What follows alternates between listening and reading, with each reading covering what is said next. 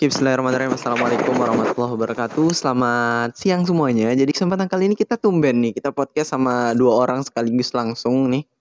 Sama teman SMA saya, Tata dan Nia yang kuliah di Universitas Malang. So let's start this video, oke? Yang pertama tuh kita biasa lah, perkenalan dulu nih. Banyak yang belum kenal kan sama Tata sama Nia nih. Yuk, silahkan untuk perkenalan dimulai dari Tata. Silahkan Tata perkenalkan dirinya dan jurusan. Halo, nama Halo. saya Dwi Sapta. Saya kuliah di Universitas Negeri Malang, jurusan Kesehatan Masyarakat. Saya temannya Alam, teman kelasnya. Iya, siap. Silahkan lanjut nih ya. Oke, halo, saya Nia. Nama lengkap saya Nia Moiza, bisa dipanggil Nia. Saya sama kayak Tata, kuliah di Universitas Negeri Malang, jurusan Sastra Inggris. Dulunya sekelas sama Alam. Ya gitulah.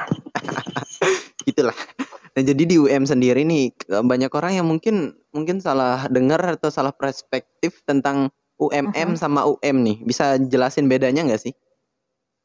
Ya Allah. Nia, Tata dulu apa? Nia aja. Nia aja dulu. Nia dulu nih yang sensitif Nia banget. Aja. Oke. Nia yang lebih gede. Lu ya. Sebenarnya gini ya, mungkin UM tuh emang agak ambigu sih sebenarnya, karena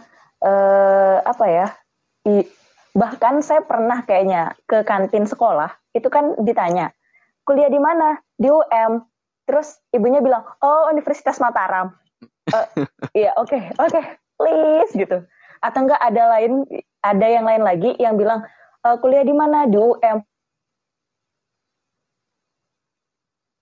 Fix nih yang ngedelay. Nge-freeze dia.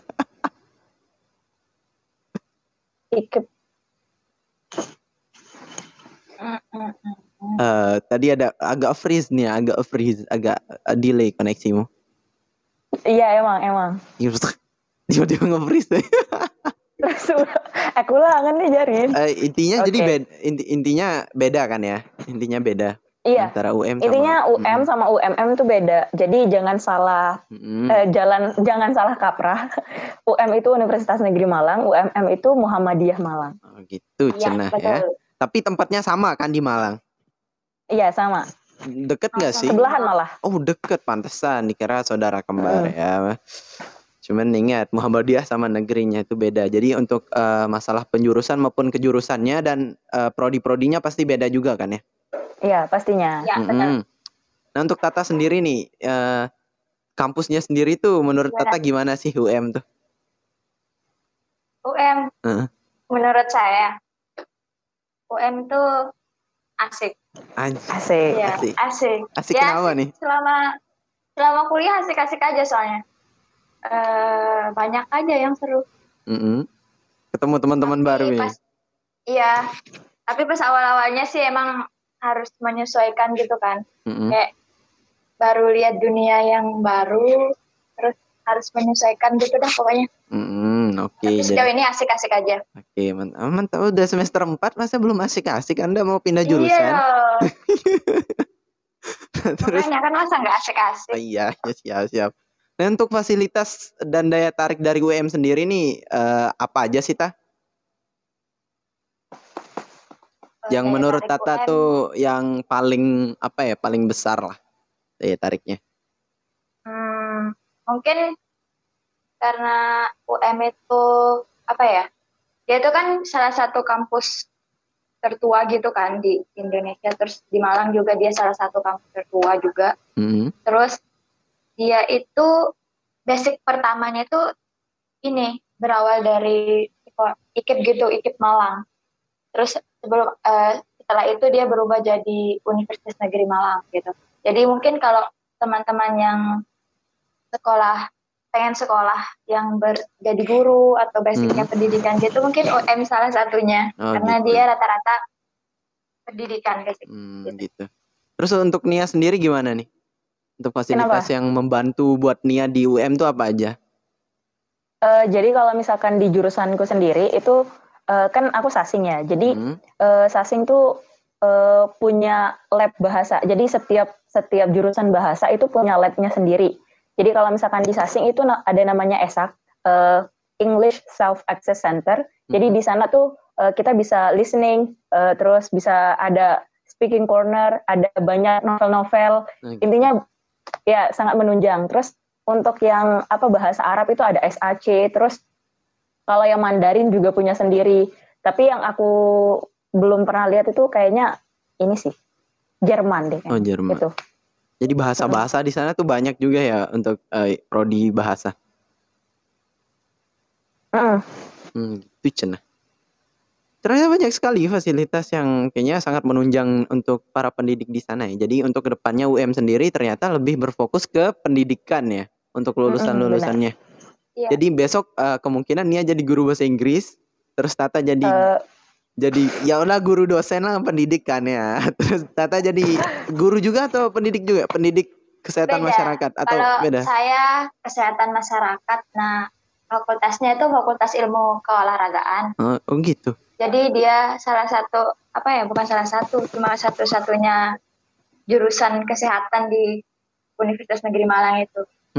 Yang rata-rata banyak jurusan pendidikan. Gitu. Begitu cenah. Jadi ke depan mungkin Tata jadi guru PJOK. Enggak bisa. Kesehatan masyarakat. Banyak masyarakat Indonesia yang sedang sakit sekarang tah. Terus sakit hati. Nah terus untuk masalah ininya sendiri yang buat UM tuh unik tuh menurut Tata apa aja sih yang buat dia beda gitu dari kampus-kampus yang lain? Almetnya. Almet. Alma mater bro. Nggak tahu saya. Tahu nggak? Nggak tahu. Kalau Almet angkatan saya sama angkatannya itu angkatan 2018 beda sama Almet angkatan sebelumnya. Nggak tahu. Biasanya sama kan? Biasanya. Nah itu yang buat unik tuh. Nah itu yang buat unik tuh. Yang warna biru kan ya? Jadi yang warna biru itu. Jadi pas terima Almet kok warnanya berbeda ya kan, awalnya itu biru dokter, terus sekarang itu agak biru tapi agak keunguan gitu kan. Itu mirip banget sama punyanya UNY sama punyanya STAN. Nah bener. Jadi kita nggak perlu kuliah di UNY atau STAN, kita kuliah di UM. Jadi I see. Pengobat dari dapat Almetnya STAN ya udah UM aja. Iya, saya kemarin juga wawancara sama anak-anak UNY juga sih. Oke, I see. Itu menurut Tata ya. Kalau menurut Nia sendiri tuh yang buat dia unik UM tuh apa aja sih? Banyak sih ya. Unik dari gedungnya. Terus uniknya lagi UM itu kan bukan bukan Universitas Islam. Tapi beberapa tahun belakangan ini kalau nggak salah keempat atau kelima itu UM 4 kali atau 5 kali berturut-turut itu jadi juara MTQ nasional. Coba bayangin. Lucu gitu. Ternyata walaupun basicnya di negeri cuma menghasilkan orang-orang yang Islami juga kan ya, tidak menutup kemungkinannya. Benar. Jadi hampir di setiap fakultas tuh ada ininya sih, ada rohisnya gitu. Rohis tuh kayak dan ada UKM rohisnya juga, namanya BDM. Dan Nia ikut dong. Promo. Iya nggak apa-apa, santai. Nanti saya tag langsung ininya ketua rohisnya. Nah, terus untuk saya aja tidak tahu. Saya juga tidak tahu. Nah, untuk cara masuknya sendiri nih sama Tata nih beda atau sama sih cara masuk kalian nih? Oh beda dong. Beda kan ya. Beda. Kita mulai dari Tata dulu nih. Gimana sih cara masuknya Tata kemarin tuh buat ke UM sendiri?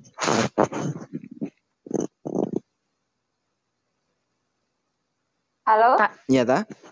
Untuk cara masuk ke kampusnya sendiri gitu, menjadi mahasiswa UM tuh gimana kemarin? Aku sih masuknya kemarin itu lewat jalur SN. Masuk UM-nya jalur SN. Gak nyangka juga sih keterima. Saya juga tidak menyangka ya. Saya juga tidak. Iya, sama-sama nggak menyangka. Iya, kan, karena di kelas tuh cuma sedikit yang dapat tuh. Saya aja tidak daftar gitu. Stop it. Please, stop it. Santai bentar ya, Dek. Lah, sinyalnya jelek. Ya, nggak apa-apa, bagus kok. Kelihatan. Yang penting kelihatan. Suaramu putus-putus. Apa? Suara saya putus-putus. Cek. Iya. Tapi kedengeran kan? kedengeran. Ya udah. Karena saya pakai Tapi provider suara alien. gratis. Saya pakai provider gratis soalnya. Saya pakai XL. Dari Tata sendiri lewat SN ya, oke lah. SN mah tinggal santuy-santuy aja gitu kan, sampai masuk bayar. Santuy, lumayan santuy. Nah dari Nia sendiri Alhamdulillah nih, sih. gimana nih perjuangan masuk UM tuh saya juga nggak nyangka nih ya masuk UM gitu. Saya kira kuliah di mana gitu. Gimana nih? Masuk UM, sebenarnya UM itu nggak pernah ada dalam list universitas yang ingin saya tuju. Sangat jujur sekali. Jadi sebenarnya saya selalu kayak memfokuskan diri untuk masuk universitas-universitas yang ada di Jawa Barat. Ternyata dapatnya di Jawa Timur gitu. Nggak apa-apa. Emang jodohnya begitu kali ya. Jadi sebenarnya emang nggak pernah terfikirkan sebelumnya. Benar-benar kayak ya ini yang namanya takdir. Jadi dulu itu sebenarnya kayak cuma sekelebat doang karena saking khawatirnya nggak dapat SBM. Jadi pas ngelihat pengumuman jalur mandiri UM yang lewat jalur prestasi, artinya nggak pakai nilai UTBK kalau bukan ya, nilai SBM pas itu. Jadi karena iseng aja, kan nunggu pengumuman SBM lama ya, terus akhirnya daripada menyia-nyiakan waktu ya udah ikut aja gitu. Nah terus kebetulan saya itu masuk jalur seleksi mandiri yang jalur prestasi. Jadi ada 2 jalur mandiri. Ada yang prestasi sama ada yang biasa aja gitu. Nah, kalau misalkan yang prestasi ini emang kayak masukin yang paling penting itu masukin piagam-piagam penghargaan, terus nilai sama rapot. Ada wawancaranya gitu. Wawancara juga. Gitu sih. Oh gitu. Jadi Nia kemarin masuk lewat jalur mandiri prestasi. Karena dia punya banyak piagam. Iya, piagamnya Mantap gak tuh? tapi nggak precious juga sih. Ya nggak apa-apa, yang penting ada. Yang penting ada aja. Itu mah buat syarat doang. Iya, benar. Dan nanti tapi untuk jalur mandiri biasa gitu, untuk orang-orang biasa, orang-orang yang tidak punya piagam, pasti ada kan ya untuk mandiri biasa. Ada. Jadi kalau kemarin itu yang terakhir itu pakai nilai SBM. Pakai nilai SBM ya. Di luar SBM maksudnya, jadi sih setelah dapat nilai kita daftar lagi gitu. Iya.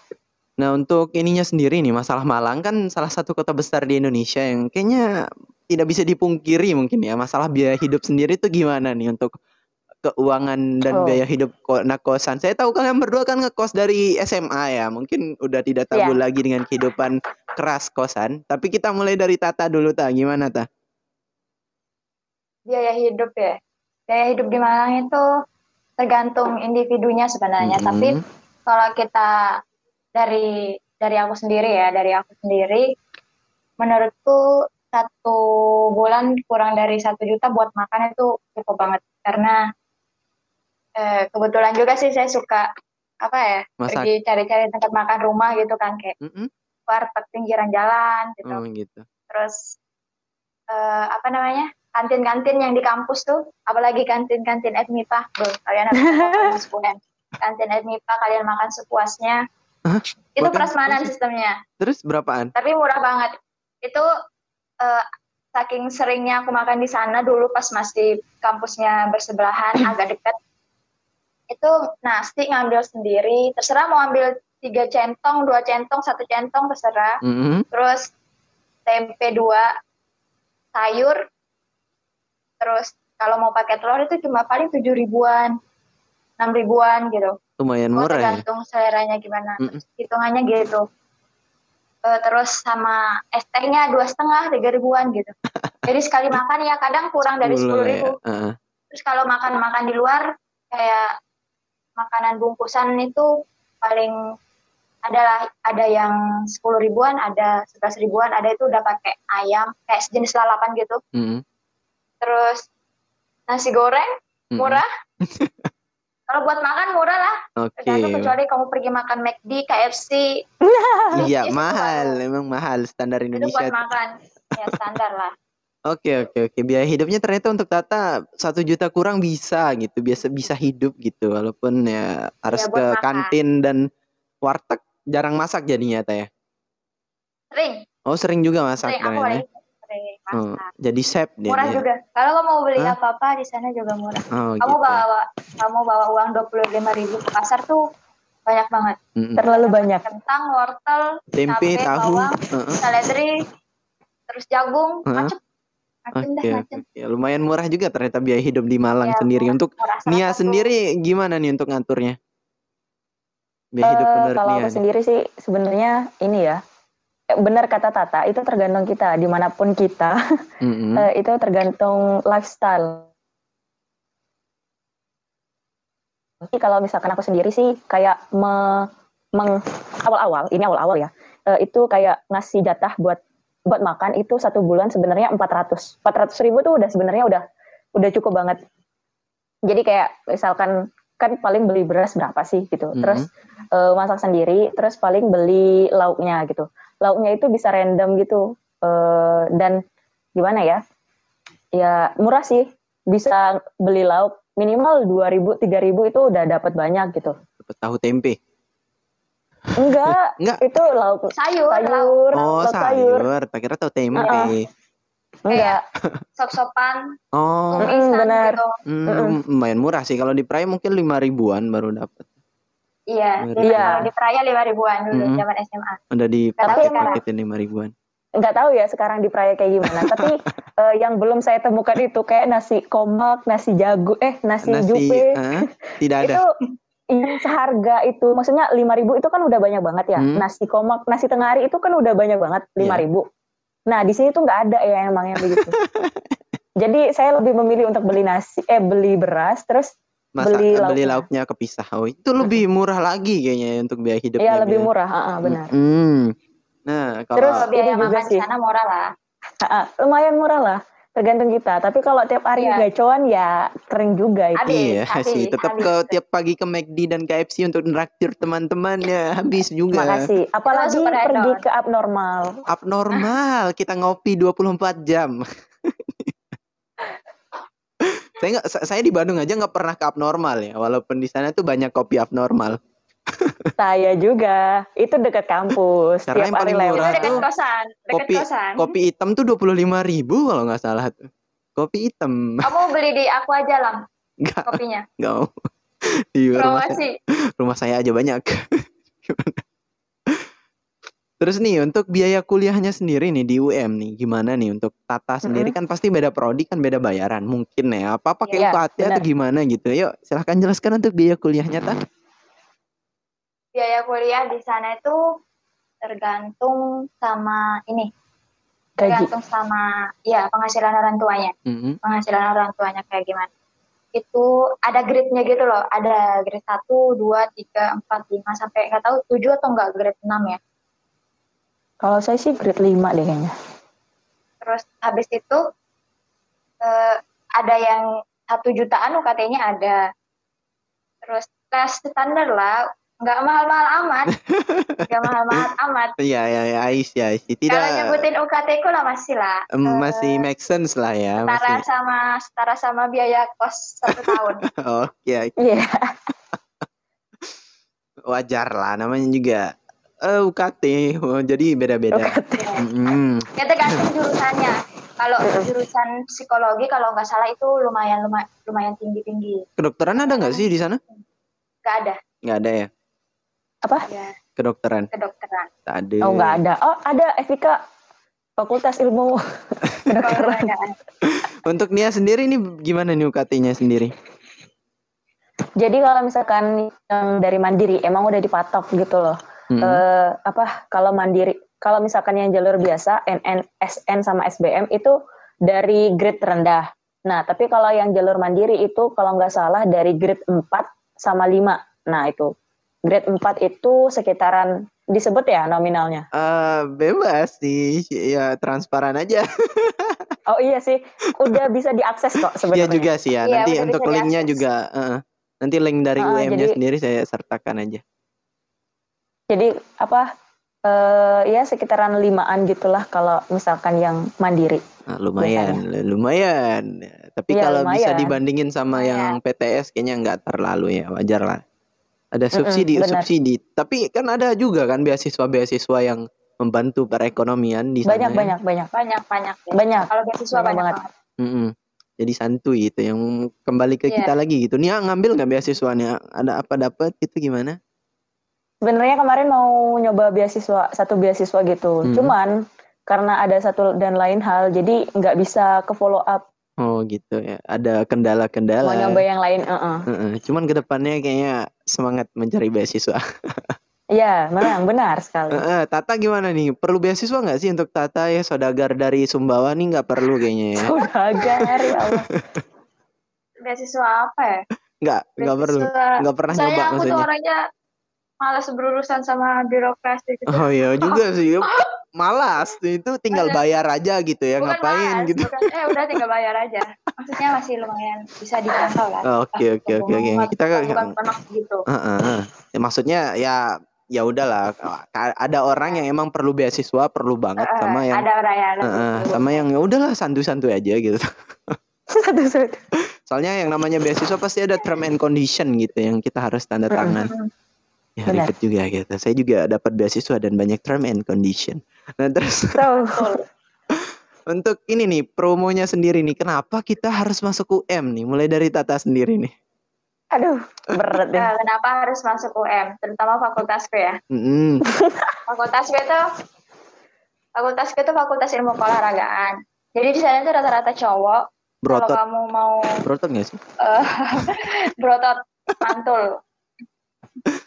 Jadi kalau mau masuk UM di FIK salah satunya boleh banget. Jurusan gue kan kesehatan masyarakat. Nah itu rata-rata cewek. Nah bayangin jurusan yang rata-rata cewek nyelip gitu loh di antara jurusan yang rata-rata cowok. Terus kayaknya itu bukan rata-rata deh, Ta. Mayoritas. Mayoritas. Iya mayoritas, bener mayoritas cowok. Jadi di sana tuh fasilitasnya lengkap banget. Kalau terutama di fakultasku, alhamdulillah lengkap banget. Buat yang jurusan ilmu keolahragaan itu, ya udah kolam renang sendiri, stadion sendiri, lapangan basket, tenis, voli, futsal, terus apa lagi? Banyak deh, ruang gym. Oh, itu fresh ya? Ada juga ada. Aku nggak pernah main ke FIK. Main-main coba makanya di nih. basementnya ini ya. Oke, siap. Besok.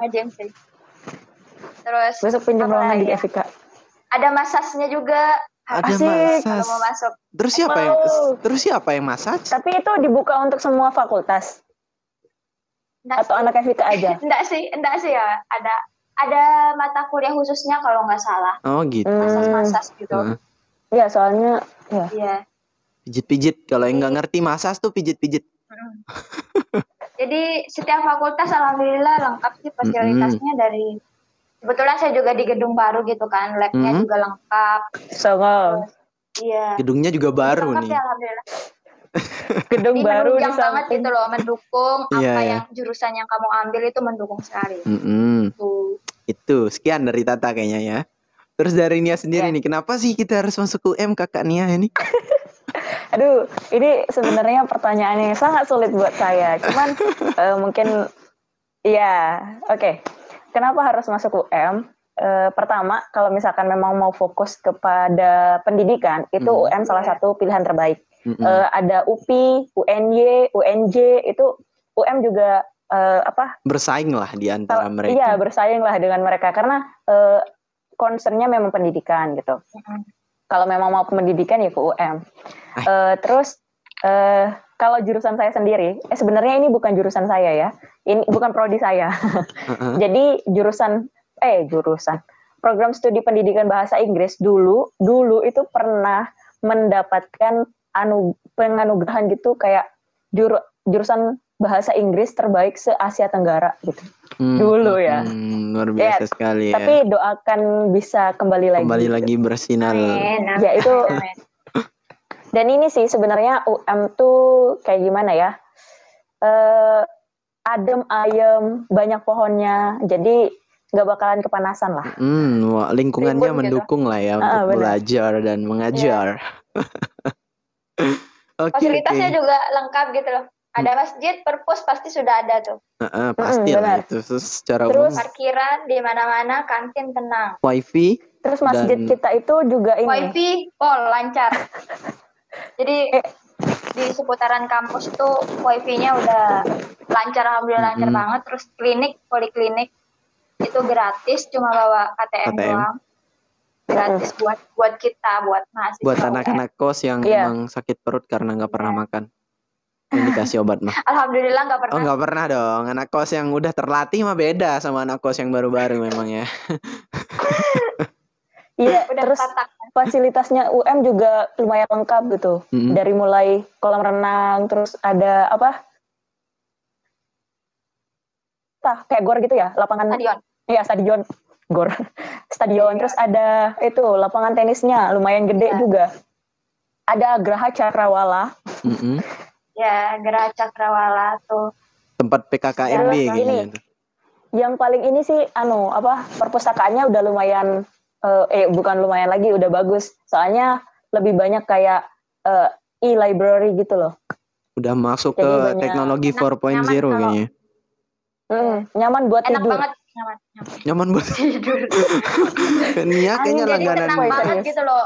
Anginnya sepoi, jadi di sekitarnya tuh rimbun sekali. Jadi Mm-mm. anginnya tuh adem gitu. Ay, siap. Untuk Indonesia yang lebih baik, ayo kita masuk Iya. UM.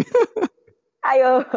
Oke, itu aja sih, simpel-simpel aja sih untuk teman-temannya yang mau emang kedepannya mau jadi pendidik atau pengajar, silakan aja untuk masuk UM dan cek link di deskripsi di bawah karena kayaknya pendaftarannya bentar lagi ya.